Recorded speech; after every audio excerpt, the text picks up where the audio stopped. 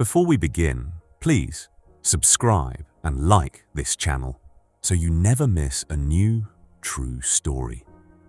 I took my wife to a heart doctor on a Tuesday morning in October, and that's when everything changed. We'd been married 42 years. Dr. Morrison's office was on the 15th floor of a glass building in downtown Atlanta, all sterile white walls and the smell of hand sanitizer. Margaret held my hand as we waited, squeezing gently the way she always did when she was nervous. The doctor came in with that particular expression doctors wear when they've rehearsed bad news in the mirror that morning. Stage 3. Maybe 2 years, he said. Maybe less. Margaret's fingers tightened around mine, but she didn't cry. Not then. Not there. On the drive home, she asked me to pull over near Piedmont Park. We sat on a bench overlooking the water, and she took my hand again. "Dennis," she said. She was the only one who still called me Dennis instead of Coach, the way everyone else had for 40 years. "Dennis, when I'm gone, don't let our daughter take the house." Just like that. No preamble, no explanation.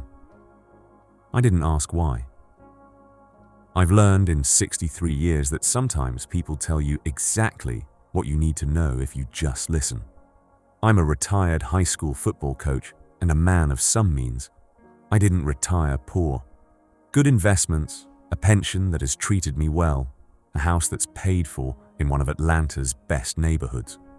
I raised 2 kids, my son Marcus and my daughter Keisha, with Margaret. We built something solid, or I thought we had. Margaret squeezed my hand that day and told me the truth without ever saying another word about it. I understood. She died 8 months later on a Saturday in May. The funeral was beautiful and crowded. People came from 3 states away. Former players, colleagues, friends. My son Marcus gave a eulogy that was dignified and heartfelt. My daughter Keisha wept loudly in the front row, and her husband Vernon put his arm around her.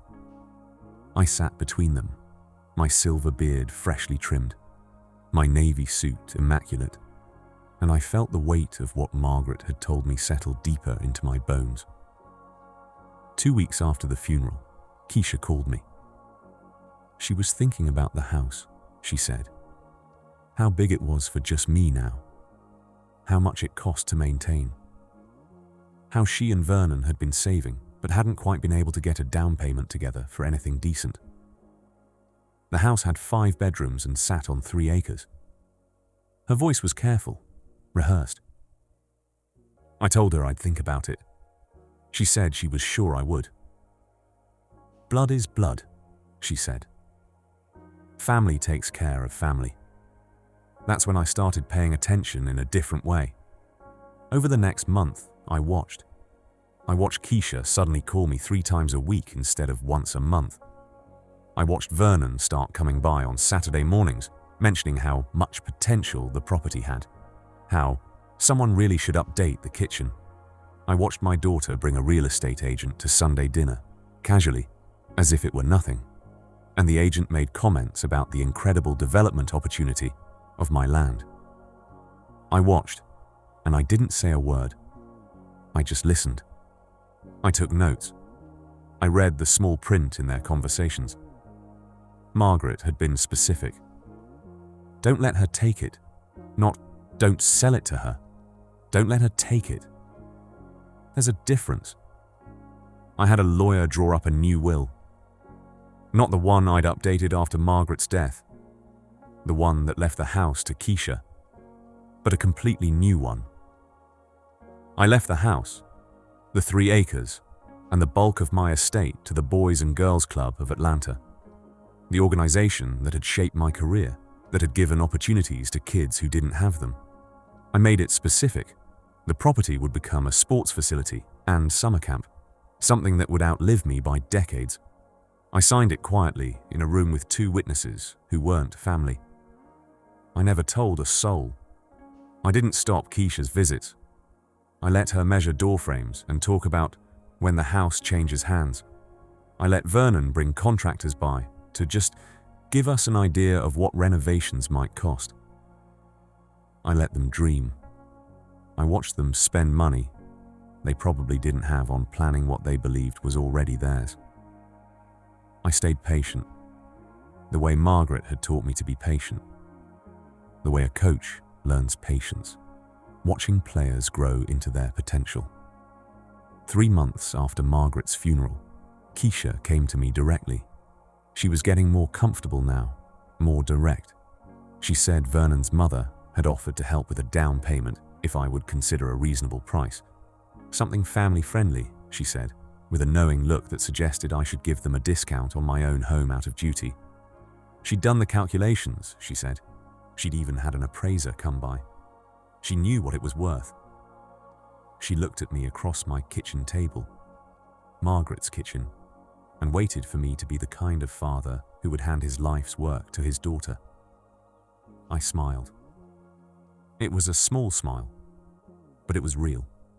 I asked her if she was happy, if Vernon was treating her well, if business was good. She looked confused by the questions, but she answered them. Yes, yes, and reasonably well. I told her I loved her. I told her I loved both my kids. Then I told her I'd made some decisions about what happens to the house after I'm gone, and that I'd discuss them with both Marcus and her at the appropriate time. She left angry. I'd never seen Keisha angry like that. The kind of anger that comes from a dream collapsing. She called me twice that week. The calls got shorter and colder. By the time I received the letter from my lawyer confirming the will had been properly recorded and filed, my daughter hadn't called me in 9 days. That's when I decided it was time for the confrontation. Not because I was angry, I wasn't, but because it was time for her to know the truth. I invited both my kids to dinner. Marcus came early like always. He hugged me and helped me in the kitchen. He was a good son, a good man. He had his mother's integrity. I'd never been worried about Marcus. But I loved him. And I wanted him to understand something important about what had happened. And why.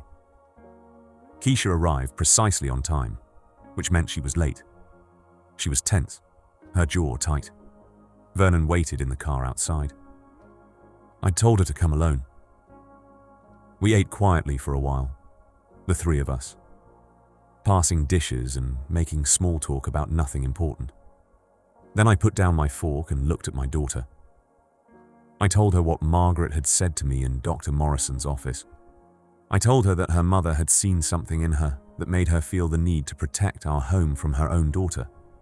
I told her that I'd watched and listened to every conversation, every measurement, every plan.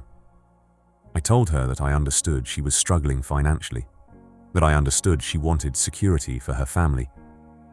And then I told her about the will. Keisha's face went white. She started to speak, and I held up my hand. I wasn't finished. I told her that I'd also set aside a trust fund, not from the house, from my personal savings. $200,000, held in trust for her education and her children's education. Money she could access anytime for legitimate family needs. Money that came with no strings attached except one. She had to acknowledge what she'd done, not apologize. I didn't need apologies. Just acknowledge it. Look at herself and see it clearly. She cried then. Not angry tears, but the kind of tears that come from being seen, from being caught and understood simultaneously. Marcus reached over and took her hand. He didn't look angry at me. He looked sad, maybe, but understanding. He was a coach too, in his own way. He understood about patience, about teaching people lessons they needed to learn. I told Keisha that Margaret had left her something as well. A letter, sealed, that I'd been holding since the funeral. I'd put it away intending to give it to Keisha when the time was right. I thought the time had come. Keisha opened it with shaking hands. Margaret's handwriting was elegant and careful, as it had always been. She wrote that she loved Keisha, that she hoped Keisha would grow into a woman who valued people over possessions, that she forgave whatever it was that would drive her daughter to seek the house, and that the real inheritance Margaret wanted to leave her was the knowledge that love shouldn't be transactional, and that the things worth having in this life can't be taken. They have to be built. We didn't speak much after that. I walked my daughter to her car, and I hugged her. I told her I loved her, and I meant it in a way that hurt a little. She said she was sorry. Finally. I told her I knew. I told her that's what grace was for. That was 2 years ago. Keisha and I talk once a week now. It's careful still, but it's real. Vernon doesn't come around much anymore. Marcus brings his kids by every other Sunday. The house still stands, still solid, still mine for the time I have left. But everyone knows now what it will become, and nobody contests it. Last month, I sat in the same park where Margaret had told me about the house, and I watched a group of kids from the summer camp program running and laughing on the grass. They didn't know about me. They didn't know about the man on the bench with the silver beard, watching them build their own futures. And that was exactly right. That was exactly how it should be. Margaret was always wiser than me. She saw things. She saw Keisha's hunger and knew it was dangerous. She saw our home as something bigger than just a house.